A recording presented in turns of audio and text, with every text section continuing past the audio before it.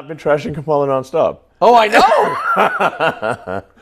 Well, the Kamala puppet, I call her. You know, the machine that the Kamala puppet represents.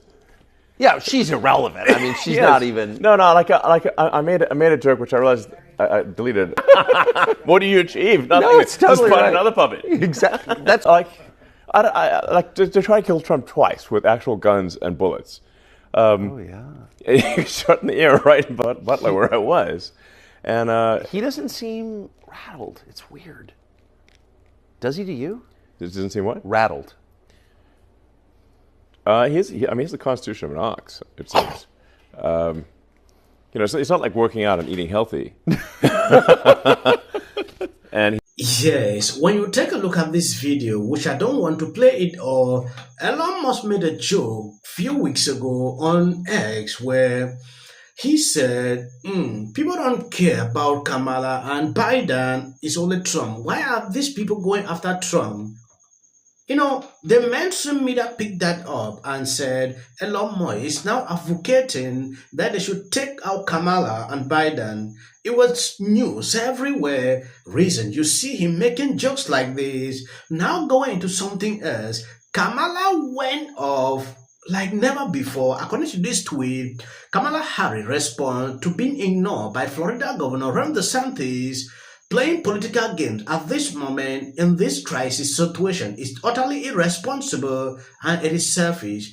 Kamala accused this man of refusing to pick his cause. Ron DeSantis rejected that he never saw anything, that these people just form up lies for political reasons. I don't know if you've seen that clip. I'm going to play that. Saying you're not aware of that, and if so, how are you not aware of that? So Biden called me a couple days ago with Helene when I was on the helicopter.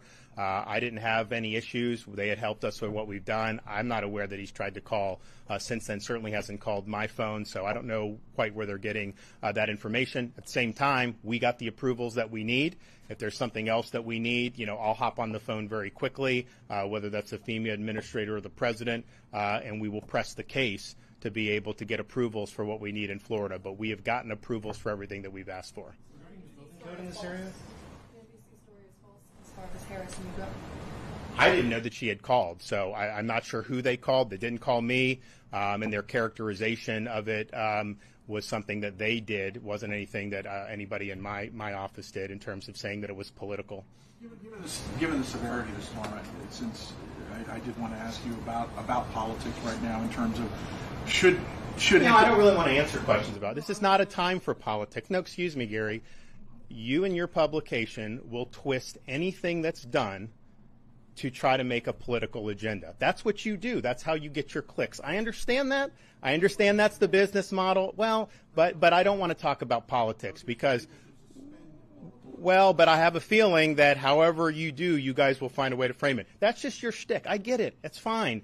But I don't want to participate in it. We have had to respond to a Category 4 hurricane. We've had to prepare and now respond to something that may hit as a major hurricane, may be Category 4, may even be bigger than that. We hope that it does. But that should be the focus. And I think some of these questions are trying to create some type of political angle where there's just none there. What we've asked for has been approved. You're not seeing me out there carping or complaining about anything. We have gotten what we need from the feds. We have been working constructively with all the local communities. We have marshaled an incredible amount of resources in the state of Florida to be able to get the job done. And that's just what we're going to continue to do. That's what we've always done when it comes to these types of situations. You can clearly see this was a lie. They want to paint that kind of image like, oh, Republicans are playing politics on people's life. And it went viral on social media's article. If you check on Google, you will see these lies.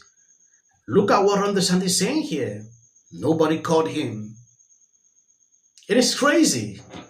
Sometimes when I look at what is going on with these people's campaign, like today, Kamala is now appearing on interviews, doing softball, interviews on The View, 60 Minutes, and the other.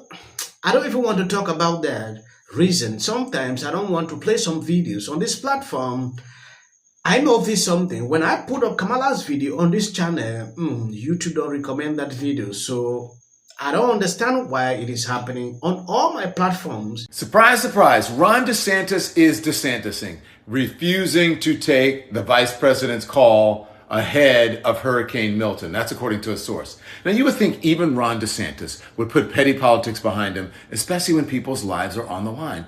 But not Ron DeSantis. After all, Ron, she is the sitting vice president of the United States. Don't come up with some excuse about you couldn't take the call or you didn't know she was calling and maybe the caller ID didn't work. You know when the vice president is calling. So cut it out. Show some respect for her. If not, show some respect for the office, because you know you would like to be in her shoes one day. In another breaking news, Watchdog uncovers $7 billion on untapped FEMA fund, despite Mayorkas claiming none available. A VHA Inspector General report found over $7 billion on unliquidated FEMA funds, contradicting Secretary Mayorkas' recent statement that FEMA lacked funds for future disaster. This is going viral on social media, disproving the lies this man said. Now, look at what they have discovered. I don't know how these people continue to do this. You will see this everywhere. When you now start criticizing them using this, it turned out to be misinfo. I don't get the point why these people do this every time. It is insane at a certain point. Israelis and Palestinians can live securely side by side in a lasting peace with equal measures of safety, opportunity, and dignity. Now, moving on to the Hurricane Helene. President Biden and Vice President Harris continue to use every tool available to help communities devastated by Hurricane Helene. So, disaster relief, this is a falsehood. Disaster relief funds used on immigrants illegally in the U.S. The fact is, no money is being diverted from response needs. That's the fact. We do not have the funds, FEMA does not have the funds to make it through the season. On this issue of funding, the administration has money to send to Lebanon without Congress coming back. But Congress does have to come back to approve money to send to people in North Carolina. Do I have that right? Here's what I'm going to be very clear about. The president and the vice president has had a robust whole of government response to this. Hundreds of millions of dollars. I said it at the top, more than $200 million that we have directly put towards survivors here for disaster help. And that's because of this president's commitment to make sure that we are there for communities that are impacted. That's what Congress needs to do, and we're going to continue to urge that. You may not want that, but that's okay. That's what this president wants, and that's what the vice president wants. Thanks, everybody. A week ago, Trump backed out. The campaign offered shifting explanations. First, it complained that we would fact-check the interview. We fact-check every story. Later, Trump said he needed an apology for his interview in 2020.